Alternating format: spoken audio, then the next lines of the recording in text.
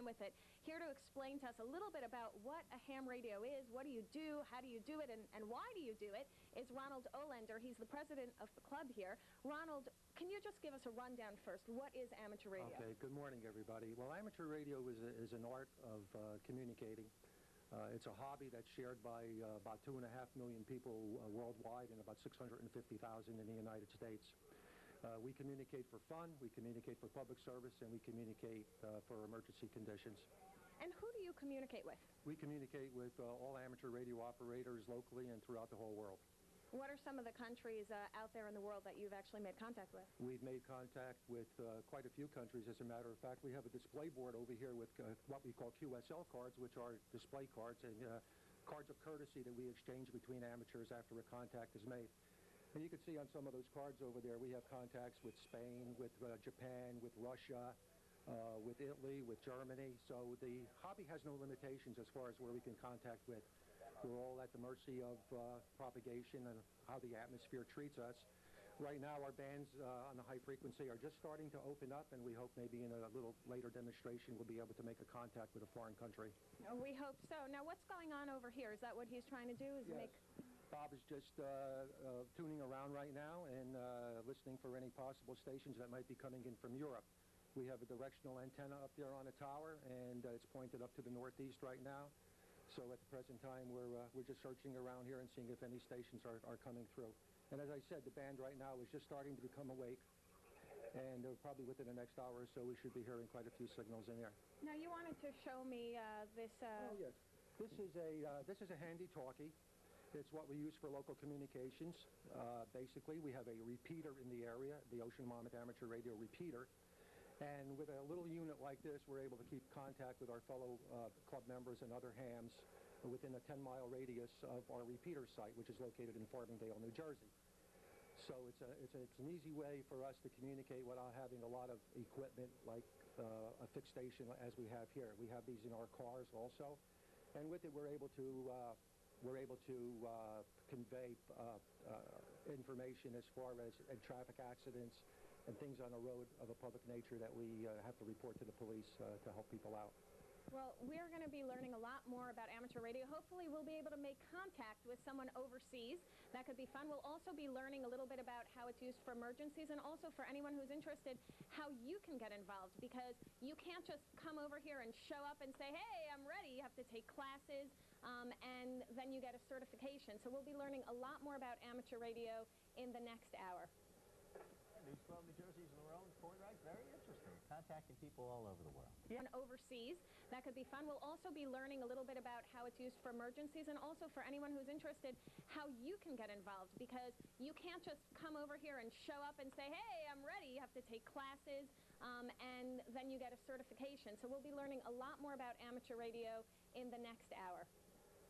News 12 New Jersey's Lerone Fortright, very interesting. Contacting people all over the world. Yeah, and technically, it's free. Yeah. You got to buy the equipment, but it's good fun. Yes, go up on the airwaves. All right, folks, when we return on News 12 New Jersey, a look at weather and traffic first. We'll be right back. Stay with us, folks, for local news gets. Plus, we're going to take you... Today, talking with some ham radio operators in Monmouth. Yeah, she's reaching out to folks all around the world from Wall Township, New Jersey, base of operations. Hi, Lerone. Hi, how are you?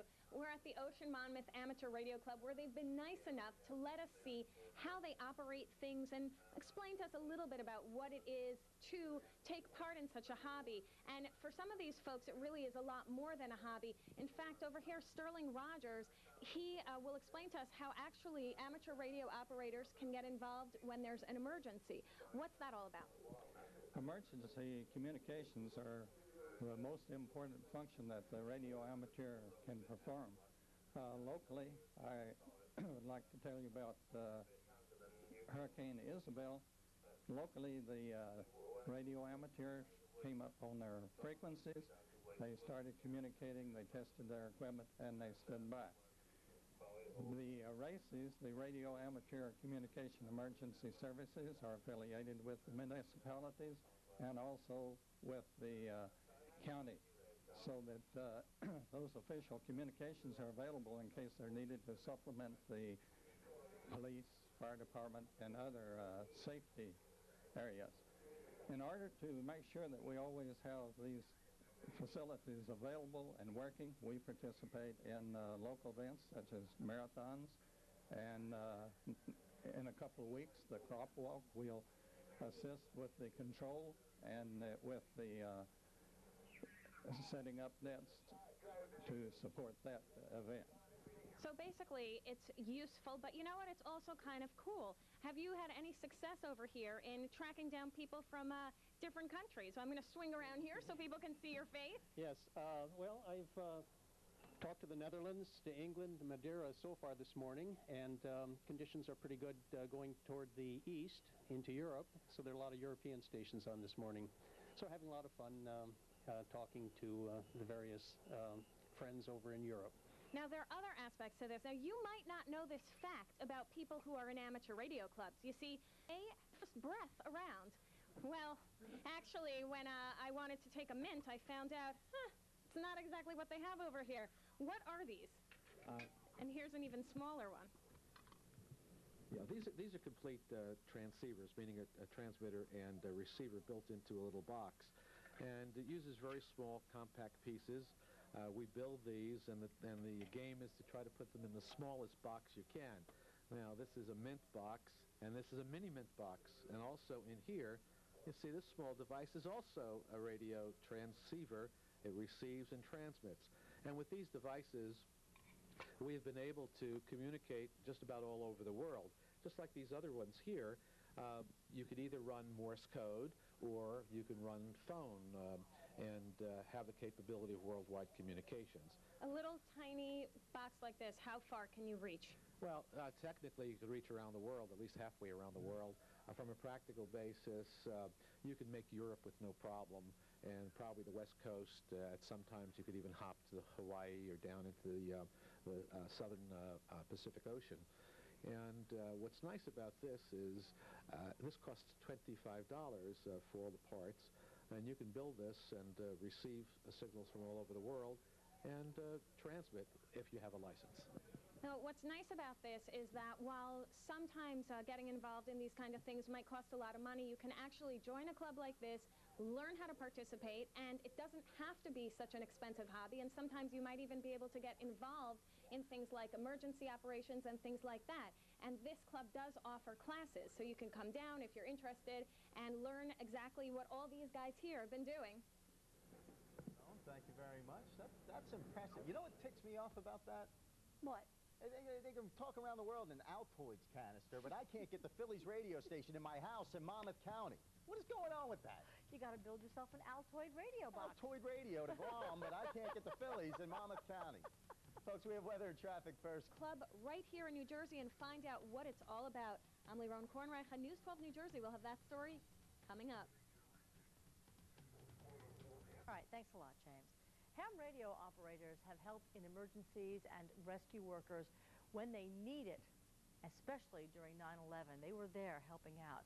Many are on the air right now, right here in New Jersey. News 12 New Jersey's Lerone Kornreich is in Wall, tuning us in on their frequency. Hi, Lerone. Good morning. It's true that people who work in amateur radio as a hobby, it also is something that they can jump in during an emergency when other communications fail. But you know, it's also a lot of fun. Ronald Olender has been with us all morning. He's from the Ocean Monmouth Amateur Radio Club. And what is this equipment that we have in front of us right now? Right now we're in a test facility area of our station here. And on the bench, we're in the process of building Doppler kits. Doppler kits are radio direction finding kits. And we use radio direction finding kits in emergency situations to track down interference or to locate an amateur perhaps who can't verbally communicate. We can home in on his signal.